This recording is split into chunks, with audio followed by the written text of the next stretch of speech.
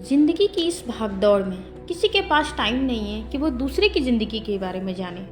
लेकिन कभी कभी दोस्तों कुछ ऐसी घटनाएं घट जाती हैं कि हमें दूसरों की जिंदगी के बारे में जानना ही पड़ता है। ऐसे ही कुछ घटना घटती है हमारी इस कहानी के हीरो पंकज की जिंदगी में। तो आज की कहानी चलिए सुनते हैं कुएं का राक्षस। हसनपुर मध्य प्रदेश का एक छोटा सा गांव बड़ी सरलता और शांति के लिए दूर दूर तक प्रसिद्ध था। गांव में सवेरे की शुरुआत पक्षियों की चहचहाहट और मंदिर की घंटियों की मधुर ध्वनि से होती थी। दोपहर को औरतें आंगन में चटाइयों पर बैठकर सिलाई बुनाई करती और आपस में किस्से कहानियां साझा करती। शाम को ढोलक की थाप पर गीत गूंजते और रात में बच्चे तारे गिनते हुए बुजुर्गों से कहानियां सुनते। इसी गांव में पंकज नाम का एक हंसमुख और मेहनती युवक अपनी पत्नी सीमा के साथ रहता था। सीमा बहुत ही सुंदर और गुणी औरत थी जिसे पूरे गांव में उसकी मिठास और सरलता के लिए जाना जाता था। दोनों का जीवन खुशहाल था। पंकज रोज खेत में काम करता और सीमा उसका इंतजार करती। वे दोनों अक्सर एक दूसरे को चुटकुले सुनाते हंसते रहते।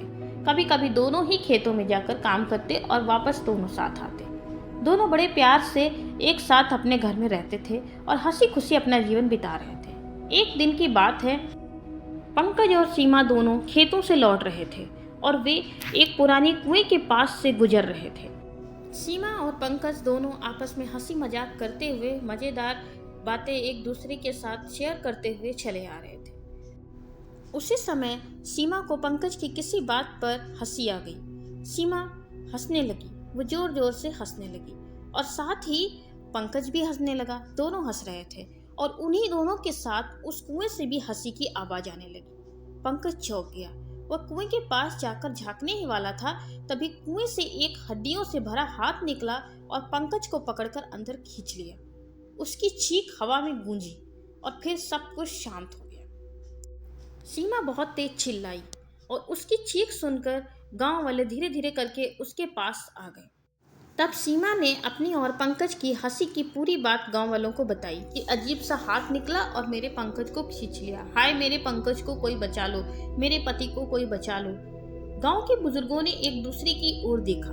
उनके चेहरे पर साफ डर दिखाई दे रहा था। किसी ने धीरे से कहा, फिर से वो जाग गया क्या? गांव के सबसे बुजुर्ग व्यक्ति ठाकुर राम प्रसाद आगे आए और बोले, हमें यह बात साधु बाबा को बतानी होगी। साधु बाबा? सीमा चौंकी। कौन साधु बाबा? किसी ने कहा, वही है जो इसका हल बता सकते हैं। लेकिन परेशानी यह थी कि साधु बाबा 3 दिन पहले जंगल में तपस्या के लिए चले गए थे और लौटने में भी समय था। गांव के 2 साहसी युवक गोपाल और अर्जुन आगे आए और बोले, हम बाबा को लाने जंगल जाएंगे, चाहे जैसे भी हो हम उन्हें ढूंढ कर लाएंगे और अपने पंकज भैया को बचाएंगे।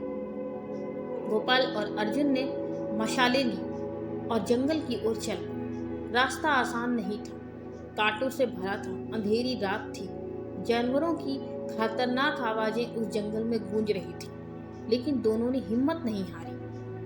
2-3 दिन तक वो जंगल में भटकते रहे और तीसरे दिन एक गुफा के पास उन्हें साधु बाबा मिल गए जो ध्यान में लीन थे। गोपाल और अर्जुन ने उन्हें सारी घटना बताई। तब बाबा ने आंखें खोली और गहरी सांस ली और बोले, यह वही समय है जिसका डर मुझे वर्षों से था। साधु बाबा गांव लौटे। गांव वालों ने उन्हें देखा तो मानो एक नई उम्मीद मिल गई। बाबा ने सबको कुएं के पास इकट्ठा किया और बोले, यह कुआं कोई साधारण कुआं नहीं है। 100 साल पहले इस कुएं में हसनासुर नाम के इस राक्षस को बंद किया गया था, जो आज फिर से जीवित हो उठा है। वह राक्षस लोगों की हंसी से ताकत प्राप्त करता था और उसकी हंसी सुनकर लोग सम्मोहित हो जाते और फिर उसकी हंसी को वो चुरा लेता था। उन सब की हंसी को चुराकर अपने अंदर समाहित कर लेता था। उनके अंदर की खुशी हमेशा के लिए खत्म कर देता था। गांव के लोग स्तब्ध रह गए। किसी ने पूछा, बाबा आप जानते थे ये सब? बाबा ने सिर हिलाया। हाँ, मैंने ही उसे बंद किया था, एक विशेष तंत्र विद्या से। लेकिन मैंने चेतावनी भी दी थी कि अगर कोई इस कुएं के पास आकर हंसेगा तो वह फिर से जाग जाएगा। और देखो, वही हुआ। गांव में सन्नाटा छा गया। सभी डर के साये में आ गए। सीमा साधु बाबा के पैरों पर गिर पड़ी। बाबा, मेरे पति को बचा लीजिए, वो बहुत अच्छे इंसान हैं, मैं उनके बिना नहीं जी पाऊंगी। बाबा ने उसका सिर सहलाया और बोले, बेटी, उपाय है लेकिन आसान नहीं है। इसके लिए पूरे गांव को साथ आना होगा। गांव के लोगों ने पूछा, क्या करना होगा बाबा? बाबा ने गंभीर स्वर में उत्तर दिया, हंसनासुर अकेली हंसी को पहचान लेता है और उस पर कब्जा कर लेता है, लेकिन अगर पूरा गांव एक साथ हंसे तो वह भ्रमित हो जाएगा और उसे समझ नहीं आएगा कि किसकी हंसी चुराए। वहीं पर उसकी हार होगी। गांव वाले सशंकित थे। बाबा, ऐसे माहौल में कैसे हंसा जाए? हमारे पंकज भाई कुएं में हैं और हम हंसें? बाबा बोले, अगर डर के कारण चुप रहोगे तो वह जीत जाएगा और सबको खींच लेगा। इसलिए अगर हम मिलकर हंसे तो वह पराजित हो जाएगा। यही अंतिम उपाय है। अगले दिन से गांव में हलचल मच गई। एक ओर डर, दूसरी ओर उम्मीद की किरण। गांव की औरतें आपस में चुटकुले सोचने लगी। बच्चों ने अपने खेलों में नई बातों को जोड़ा। ढोलक और मंजीरे मंगवाए गए। बच्चे चिल्लाए, मम्मी मम्मी, आज हम सबको हंसना है और सबको हंसाना भी है। बच्चों ने एक मंच बनाया जहां वे चुटकुले सुनाते। एक बार एक आदमी छाता लेकर नदी में कूद गया। किसी ने पूछा क्यों, तो बोला बारिश हो रही है। गांव वाले ने चेहरे की हंसी की लहर दौड़ पड़ी। महिलाएं लोकगीत गाने लगी, हंस हंस के रहना बीते, चलो सब मुस्कुराएं। पुरुष ढोलक पर ताल देने लगे। बच्चों ने नाटक किया जिसमें वो राक्षस बनते और हंसी से उसे हराते। धीरे धीरे गांव उल्लास से भरने लगा। सीमा भी मुस्कुराई, नकली ही सही लेकिन उम्मीद से भरी मुस्कान। उसे विश्वास था कि उसकी मुस्कान ही उसके पंकज को वापस लाएगी। हसनपुर गांव में रात उतर चुकी थी, लेकिन उस दिन गांव की फिजा में डर और हिम्मत दोनों की गूंज थी। पूरा गांव चौपाल पर इकट्ठा था। वह चौपाल जो अब से कुछ घंटों बाद रणभूमि बनने वाली थी, जहां हथियार नहीं बल्कि हंसी से राक्षस का सामना होना था। चारों ओर मशालें जल रही थी। ढोल, मंजीरे, बांसुरी, सबके स्वर धीरे धीरे तेज हो रहे थे। आंखों में विश्वास और चेहरे पर चिंता लिए सीमा सबसे आगे बैठी थी। उसके हाथों में पंकज की चप्पलें थी, वही चप्पलें जो कुएं के पास पड़ी मिली थी। उसकी आंखों में आंसू थे, लेकिन होठों पर एक जबरन ओढ़ी हुई मुस्कान थी। साधु बाबा ने गांव वालों के बीच आकर कहा, अब समय आ गया है, ध्यान से सुनो। जैसे ही मैं मंत्र पढ़कर बोलकर इशारा करूंगा, तुम सबको एक साथ हंसना है। तुम्हारी हंसी में डर नहीं, विश्वास होना चाहिए। अगर कोई डर गया, चुप हो गया, तो राक्षस की ताकत बढ़ेगी। फिर बाबा ने कुछ राख निकाली, जिसे उन्होंने सभी के माथे पर लगाया। यह राख तुम्हारे मन को दृढ़ करेगी, उन्होंने कहा। आधी रात का समय है। घड़ी ने ठीक 12 बजे का समय दिखाया।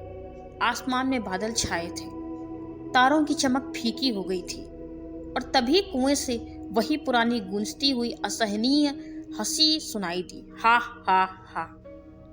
सीमा का चेहरा एक पल को डर से सुन्न हो गया कि मेरा पंकज, उसका क्या हुआ होगा। लेकिन उसने पंकज की चप्पलें सीने से लगा ली और आंखें बंद कर ली। कुएं का पानी अचानक उबलने लगा। भाप और धुआं ऊपर उठे और फिर एक लंबा हड्डियों और कीचड़ से भरा राक्षस हंसनासुर बाहर निकला। उसकी आंखें आग की जैसे जल रही थी और उसके कान भी हंसी की ध्वनि को खींचने लगते थे। उसके मुंह से आवाज आई, किसने हंसी उड़ाई मेरे ऊपर? किसकी हंसी है जिसने मुझे जगाया है? अब मैं उसकी आत्मा को हंसते हंसते पी जाऊंगा। गांव वाले कांपने लगे। कुछ ने पीछे हटने की कोशिश की। साधु बाबा का आदेश। साधु बाबा ने जोर से डांटा, अब नहीं तो कभी नहीं, हंसो मेरी संतानों, हंसो, ऐसे जैसे कि आखिरी अवसर हो। और फिर गांव में हंसी फूट पड़ी। बच्चों ने सबसे अजीब चुटकुले सुनाने शुरू कर दिए। लड़कियां नाचने लगीं, पाँव में घुंघरू और चेहरे पर मुस्कान। पुरुषों ने ढोलक उठाई और हंसी के वीर रस में गाने शुरू कर दिए। राक्षस चौंक गया। उसे समझ नहीं आ रहा था कि वो किसकी हंसी की ओर जाए, औरतों की हंसी की ओर, बच्चों की हंसी की ओर या बड़ों की हंसी की ओर। सबकी हंसी तेज थी और सब ढोल मंजीरे के साथ हंस रहे थे। एक ओर वो बढ़ता तो लोग तेजी से हंस रहे थे, दूसरी ओर वो मुड़ता तो बच्चे हंस रहे थे, तीसरी ओर वो मुड़ता तो वहां मंजीरे बज रहे थे। वह पागल हो गया। रुको, चुप हो जाओ, राक्षस ने चिल्लाया। लेकिन अब हंसी में आत्मा थी, डर नहीं। साधु बाबा ने मंत्र पढ़े। कुएं के पास एक भयानक बिजली चमकी और राक्षस चीखता हुआ वहीं गिर पड़ा और उसकी हंसी रोने में बदल गई। और अंतिम बार देखा और कहा, मुझे फिर हंसी ने हराया। क्यों तुम लोग डरते नहीं हो मुझसे? बाबा ने कहा, क्योंकि इस बार हमारी हंसी किसी मजाक की नहीं बल्कि प्रेम, भरोसे और एकता की है। तभी राक्षस कुएं से निकलकर राख बनकर धूल और धुएं में आसमान की ओर उड़ गया। और उसी समय सीमा दौड़कर कुएं के पास गई। कुएं के अंदर एक उजाला उठा और एक आदमी की आकृति कुएं से बाहर निकल रही थी। वो था पंकज। घायल था लेकिन जिंदा था। सीमा ने उसे गले से लगा लिया। गांव वालों की आंखें नम थी, लेकिन हंसी अब भी उनके साथ थी। अब डर से नहीं, अपनेपन से। साधु बाबा बोले, आज तुम लोगों ने राक्षस को हंसी से हराया है। याद रखना, जब जीवन में डर आए तो एकता और प्रेम की हंसी उसे झुका सकती है। सीमा ने अपने पति को गले से लगाया और खुशी से रो रही थी। सभी लोग खुश थे उनके लिए, क्योंकि पंकज मौत के मुंह से बाहर आया था। और तब से लोगों ने सतर्कता के साथ खुशी खुशी अपना जीवन बिताना शुरू कर दिया। पूरा गांव फिर से गूंज उठा हंसी से। पर अब वह हंसी किसी राक्षसी ताकत की भूख नहीं बल्कि इंसानी जज्बे की ताकत बन चुकी थी। तो दोस्तों, वीडियो कैसी लगी? अगर अच्छी लगी हो प्लीज एक छोटा सा लाइक कर दीजिएगा। फिर मिलेंगे किसी नई कहानी के साथ। Thank you.